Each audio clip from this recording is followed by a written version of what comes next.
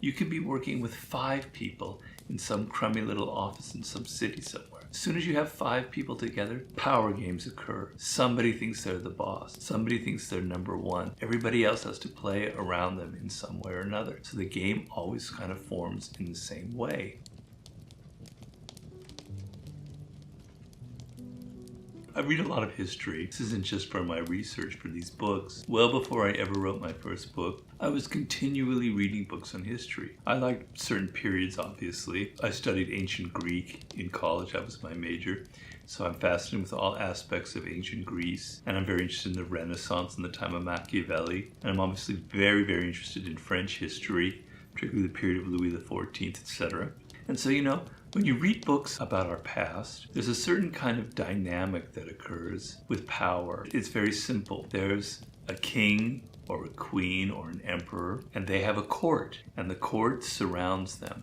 And the court is filled with all of these people, princesses, dukes, duchesses, etc. And they're all vying to get closer to the king. They're all kissing up to him or to the queen, trying to get closer, trying to get access to the king. And in doing so, they have all kinds of strange behavior.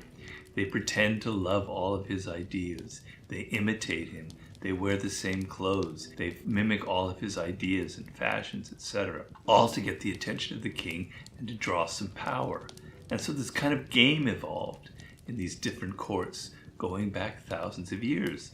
And the game was, if you appeared too aggressive, if you were trying too hard to get ahead inside the court, you would look ugly, you would look inelegant, and people wouldn't like you, and the king wouldn't like you. So you had to be very indirect, you had to be very, very shrewd. You had to do what Napoleon counseled people to do, and that is to put his iron fist inside a velvet glove. So you hit people and they feel the soft, velvety touch of it, but there's an iron fist going in. So you had to do all of these kind of shrewd little games to get ahead. So I'm reading all of these books about that because it fascinates me.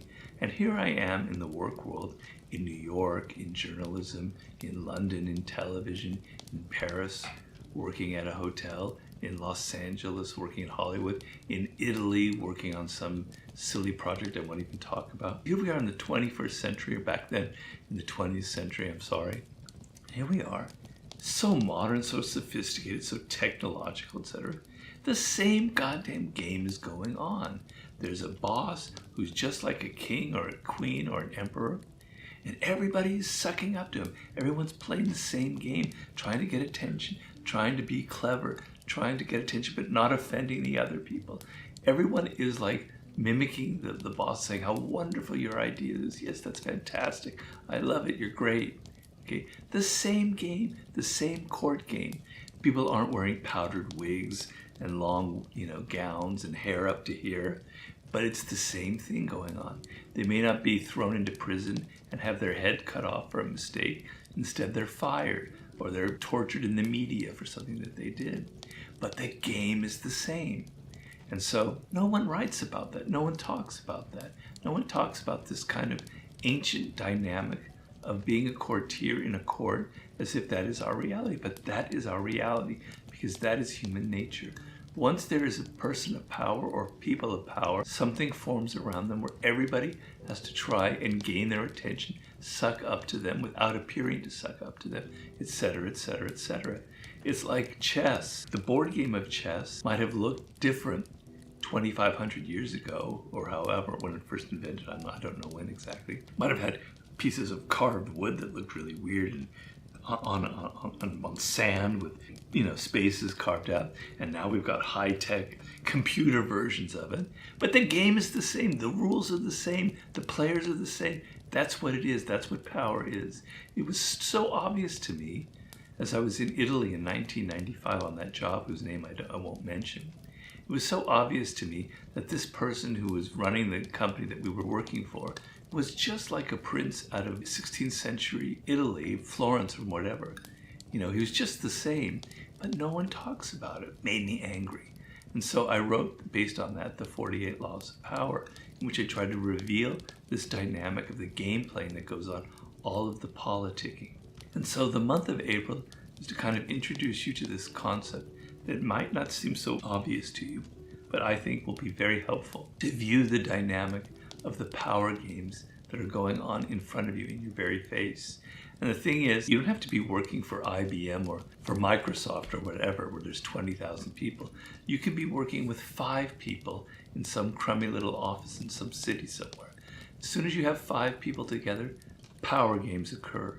Somebody thinks they're the boss. Somebody thinks they're number one. Everybody else has to play around them in some way or another. So the game always kind of forms in the same way.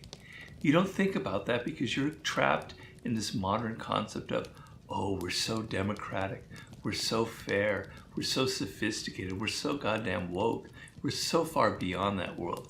Well, I'm sorry to say we're not one iota beyond that world. We're still trapped in something that was occurring thousands of years ago, because that's human nature. So I wanted you to see the people around you playing this game, constantly trying to not appear to be too aggressive, too ambitious, but at the same time doing all kinds of maneuvers to get the attention of the king or the queen, to kind of play to their best side, to try and downplay the other courtiers. Everybody is scheming for position, and it'll kind of alter your way of looking at the work world. Instead of being so naive, instead of falling for the illusion that we're all so democratic and fair, you will understand that there are some people who are manipulators.